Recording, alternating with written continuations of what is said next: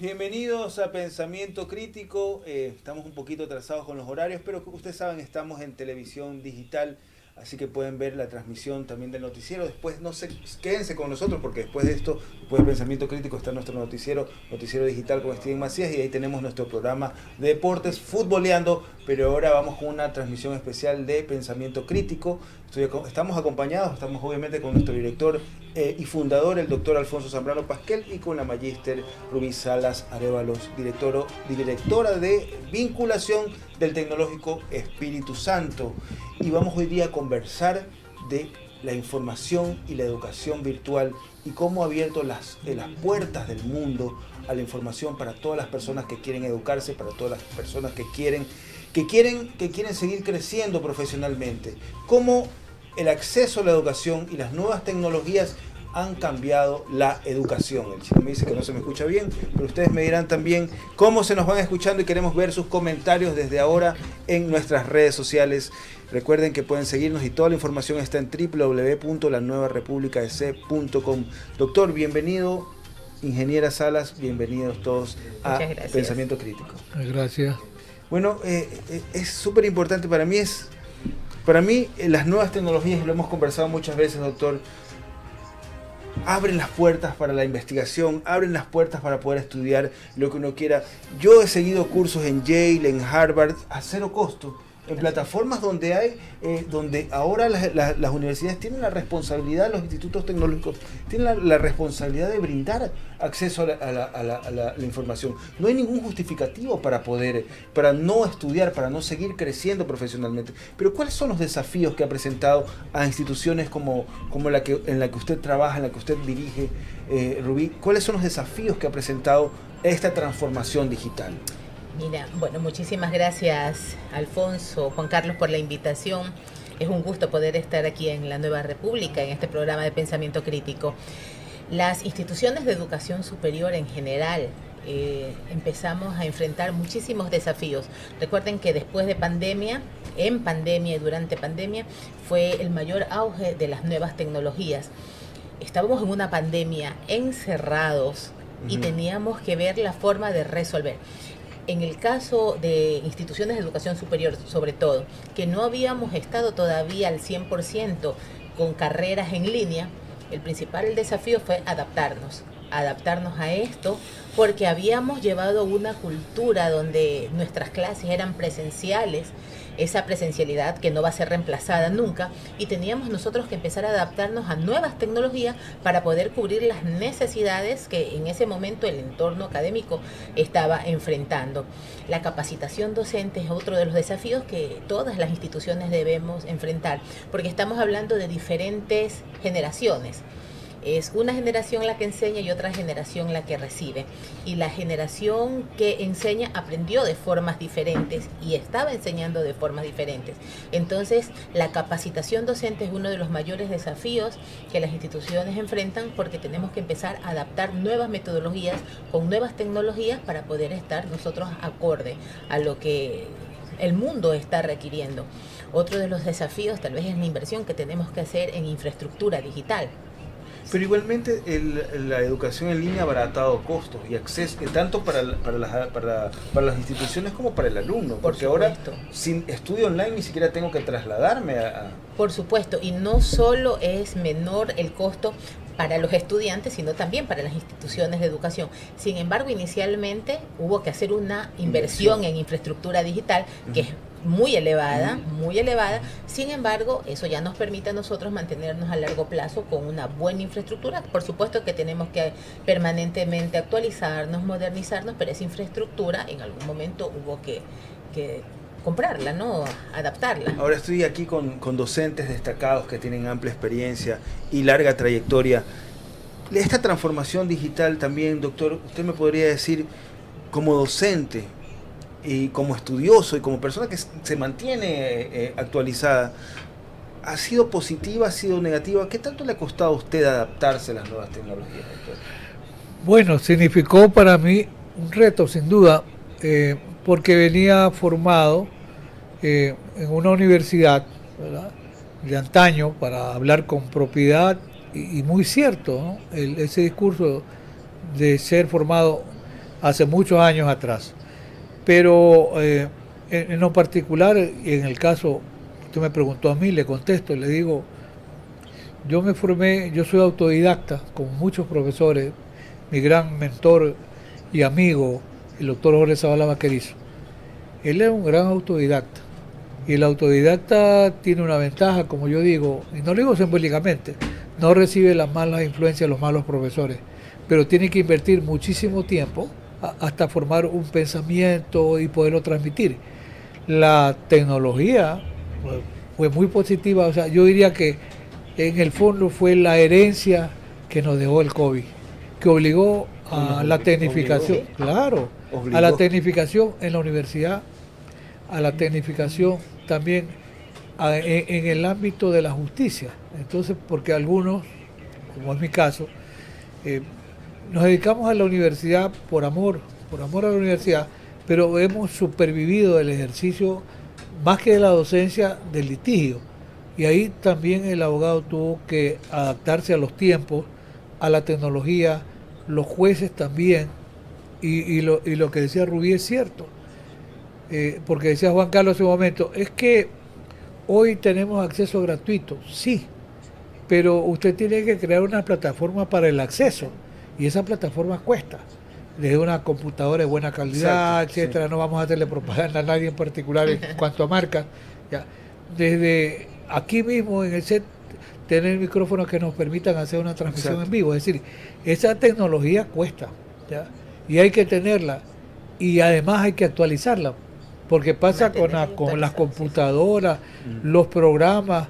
Hay un programa hoy y mañana es reemplazado por otro, y si usted no reemplaza sus programas, definitivamente se desactualiza. Ahora, en el ámbito positivo, simplemente para aportar con esa reflexión, yo sostengo que demanda también en el profesor, en el docente, demanda una formación que le implica tiempo.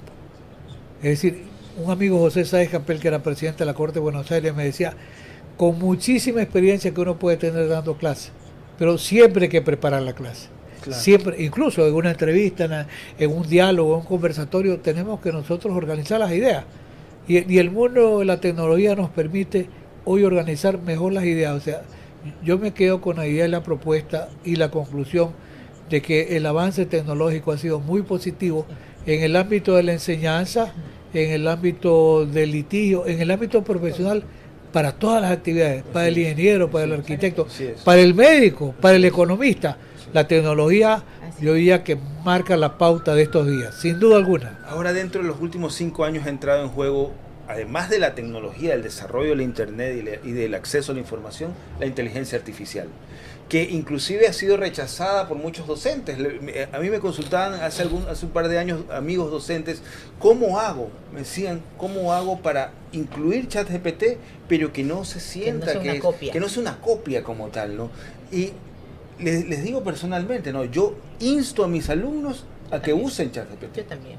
De hecho, hay muchos jóvenes que no los conocen, yo se los presento, pero lo que yo te decía antes de que empecemos, a ellos no solo hay que enseñarles la herramienta, también necesitamos decirles cuál es la parte ética de esa herramienta. No podemos atrasarlos, no podemos negarle algo que ya forma parte de nuestro presente. Nosotros necesitamos enseñarles las herramientas de inteligencia artificial o cualquier nueva tecnología, pero enseñarle también la parte ética para que ellos puedan hacer un buen uso de estas nuevas tecnologías. Ahora hay algo importante que dijo usted, Rubí, que hay muchas personas jóvenes que desconocen la herramienta, y a mí me ha sorprendido de que no somos un país en el cual estamos adaptados, imbuidos en el tema tecnológico. Pero hay una razón. Y hay una razón. ¿Cuál sería esta razón? Hay una razón. Mira, tú decías hace un momento, y es verdad lo que tú dices, ahora las carreras en línea son gratuitas, tú estás desde tu casa, en la comodidad de tu casa, viéndolo, perfecto. Hay que invertir en plataformas digitales, hay que mantenerlas, hay que tener todo esto, pero existe una brecha digital. Existe una brecha digital que no la estamos considerando. ¿De qué me sirve a mí tener una carrera online que puedo ver desde mi casa en cualquier momento, en cualquier lugar del país, en cualquier lugar del mundo, si no tengo acceso a la conectividad? ¿De qué me sirve si no tengo acceso a un dispositivo? Esa brecha digital no nos permite a nosotros avanzar y es en eso en lo que hay que trabajar. Nosotros debemos tener políticas que nos aseguren esa equidad en la educación, que cierren estas brechas digitales que todavía existen y muchísimo, y no solo a nivel rural, también en la ciudad existen personas que no tienen acceso a conectividad y que no tienen ni siquiera un dispositivo. ¿Cómo te conectas a una clase si no tienes un dispositivo para que lo puedas hacer? Esta brecha ha impedido que muchas personas inclusive acepten becas en muchos casos, ¿no? Por supuesto. Porque ha existido programas de los gobiernos, de los últimos gobiernos, que impulsan el acceso a cursos, a clases virtuales, a carreras virtuales. Sin embargo, hay muchos alumnos que desertan porque no tienen acceso. Y eso nosotros lo hemos vivido. Nosotros estamos manejando un programa de becas que es una de las opciones para poder cerrar la brecha, pero nos encontramos con esa dificultad, que los estudiantes acceden a una beca, ganan una beca, pero no tienen acceso a conectividad. Ok, si no tienen acceso a conectividad, nosotros como institución de educación podríamos ayudarlos, pero ya no sería una educación en línea, porque ellos tendrían que asistir hasta la universidad para poder tener acceso, y se pierde el tema de la educación en línea.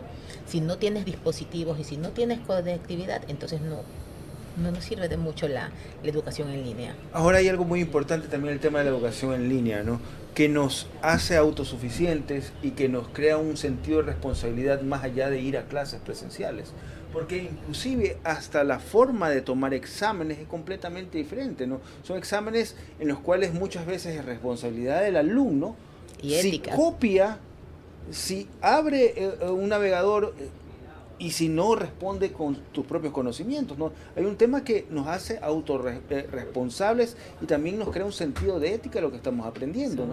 Son los desafíos que estamos enfrentando en este momento con la educación y el tema de las nuevas tecnologías. El primer desafío es autodisciplina que debe tener el estudiante. Si no logras autodisciplinarte, aunque hayamos roto las barreras geográficas, aunque hayamos roto las muchísimas barreras en temas de, por ejemplo, acuérdate que antes nosotros teníamos estos horarios rígidos, ¿no? Tú tenías horarios en la mañana, en la tarde o en la noche, y de la mañana de tal hora. Ahora tú puedes acceder a un mundo de conocimientos de calidad en cualquier momento. Pero si nosotros no tenemos la autodisciplina, o si el estudiante no tiene la autodisciplina y la ética, la parte moral, la parte de valores para poder, porque efectivamente pueden haber muchísimas herramientas para controlar, que el maestro controle si abren otra página, si estás copiando, si estás usando ChatGPT de forma... Pero si ya el estudiante no tiene esta formación moral, ética, estos valores, entonces imagínate la clase de profesionales que estamos formando. Pero ahora la clase de ética, la clase de moral, la clase de cívica, son temas que ya le hemos dejado a un lado inclusive de los pensums académicos, ¿no? ¿Cómo trabajar en la parte ética en su experiencia, doctor? ¿Cómo han trabajado ustedes en la parte ética con sus alumnos? Yo en su momento le decía a Rubí algo que voy a reiterar. La primera formadora de valores es la familia, el hogar, la casa. Si hay buena formación de valores, yo digo que las posibilidades de que ese sea un estudiante que encuentre que mejor es estudiar que copiar. Pero eso tiene que venir inculcado en la formación y una manera de poder, la valoración, la evaluación. ¿Qué implica? Yo en lo particular, aún ya profesor viejo, porque a veces la normativa dice que presente un trabajo de 5 páginas, por ejemplo. Y yo le digo a los estudiantes, yo ya no leo los trabajos de ustedes, porque cuando yo leía me sentía aterrado, utilizaba el Urcum, y eran copia y pega. No solo eso, no, es real. Yo le decía a este alumno de este concepto de la pena, que es un mal, como decía el maestro Zavala, y hay las teorías de la pena. Usted denunció las teorías de la pena, usted las copió de mi libro de criminología, ni siquiera me menciona a mí. ¿Verdad? Es real. Entonces yo le decía, ¿sabe qué? Su trabajo está allí. Usted aquí oralmente, díganos, ¿qué entendió usted de la pena? ¿Y por qué la teoría de la retribución? ¿Y por qué la teoría de la expiación? ¿Y por qué la teoría positiva? ¿Y por qué la teoría negativa? Yo quiero que usted nos diga. Es una manera de también obligarlo al alumno que más allá del copia y pega entienda cómo racionaliza los conceptos. Y ahí sí, para mí la tarea fundamental es del profesor. Así es. Porque si el profesor está cómodo no valora al alumno, no pasa nada. De la metodología, de las herramientas es la metodología de valoración. Y yo le decía también a Rubí, ¿cómo se construye un pensamiento crítico que es positivo? Diciéndole, bueno, a usted no le gusta, está bien. Alguien dice, a mí me gusta la pena de muerte, sí. ¿Por qué razón? Sí, sí. O alguien me dice, no, señor. Como Arao. Sí. Entonces, como Arao. 3 cementerios. 3 cementerios. Suena ridículo. ¿Qué pobreza de argumentos y de conocimientos el debate, ¿no? Eso es para hacer un gran programa.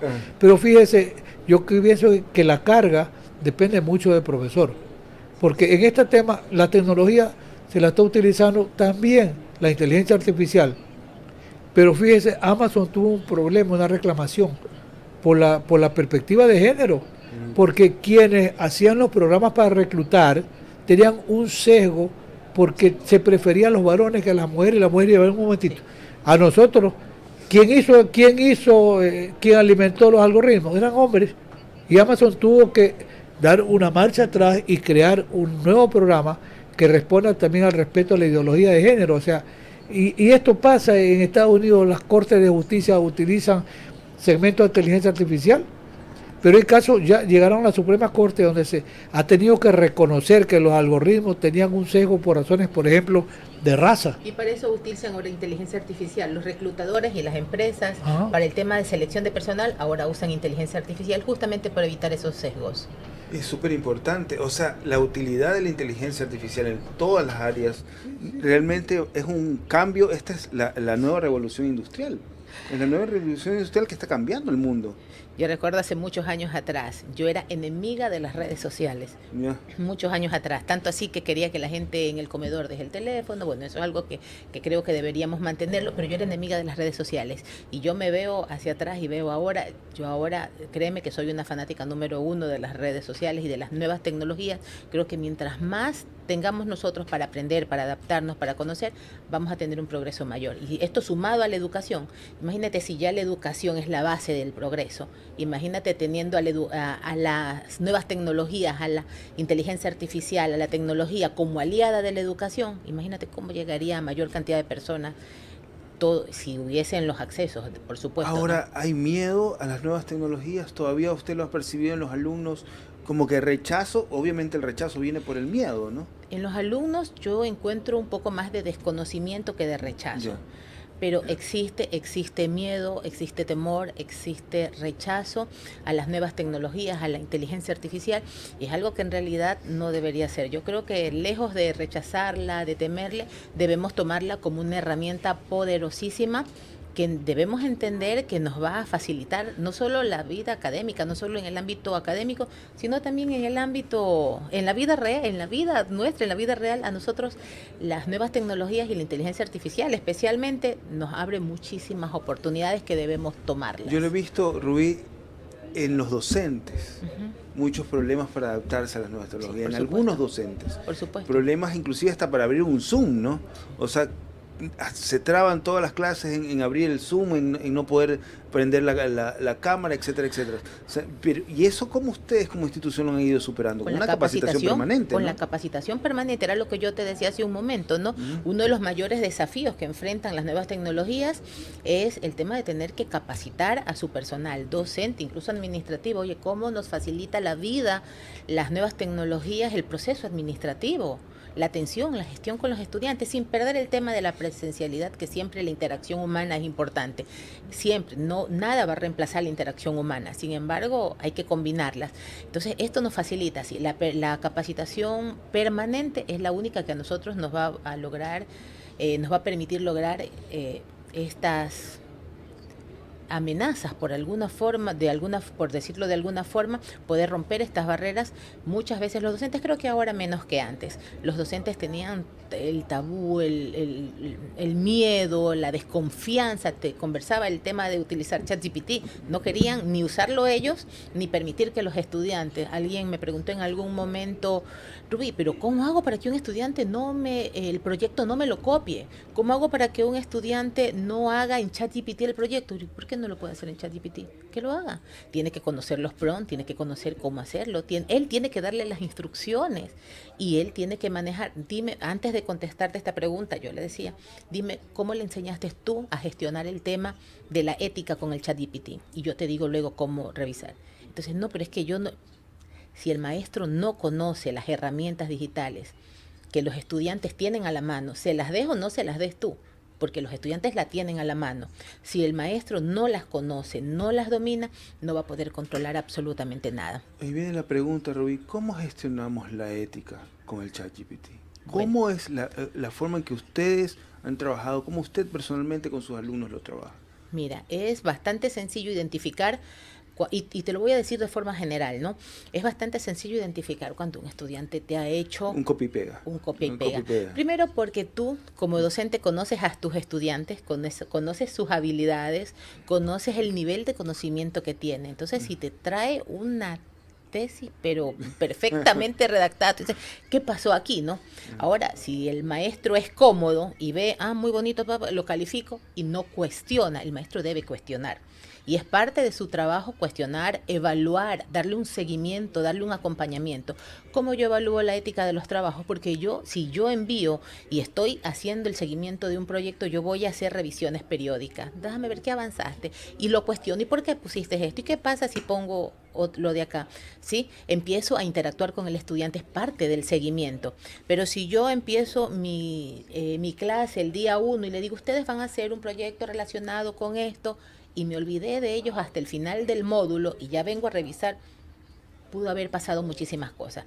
Pero el seguimiento, el acompañamiento que el maestro dé es vital para que tú puedas identificar si el estudiante está siendo ético o no con su trabajo. Ahora quizás todavía no lo sabemos, pero estamos formando mejores profesionales con el acceso a las nuevas tecnologías, o quizás no estamos formando profesionales dependientes de las nuevas tecnologías. Hay un debate en cuanto a eso, Yeah. y yo creo que el pensamiento está compartido. Muchas personas consideran que la educación presencial es mejor que la educación en línea. Es debatible, ¿no? Y es responsabilidad de cada institución de educación la calidad académica que ofrezca a sus estudiantes. Es responsabilidad de cada institución de educación. Habrán unas que tengan una mejor calidad, otras que tengan, pero el darles acceso a conectividad, el ofrecerles plataformas serias, el ofrecerles información de calidad, maestros de calidad, planes, programas de calidad, eso puede ir asegurando que esta calidad en línea va a ser de excelencia. Te insisto, la presencialidad nunca, la interacción humana nunca va a ser reemplazada con nada. Sin embargo, esta es una opción y es una muy buena opción. Muy buena opción para quienes están en otro país, para quienes no pueden salir de su casa, para quienes tienen algún tipo de necesidad especial y deben ver. Es una opción maravillosa, pero debemos enfocarnos a concentrarnos en esta educación en línea, hacerla una educación de calidad. Evidentemente con todo lo que te acabo de decir, con las herramientas docentes, con el recurso necesario para que sea educación de calidad. Sí, hace algunos años, justamente luego de pandemia, tuve la oportunidad de crear y inclusive coordinar una carrera de profesionalización.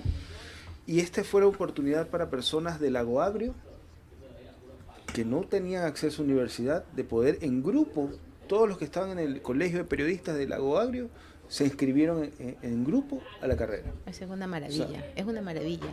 Y fue fantástico porque tuvimos personas que era imposible creer para ellos que podían graduarse, ser profesionales y que seguían trabajando, que tenían ya años trabajando en la carrera, ¿no? Me ha pasado. O sea, nosotros en las profesionalizantes, justamente en el tecnológico,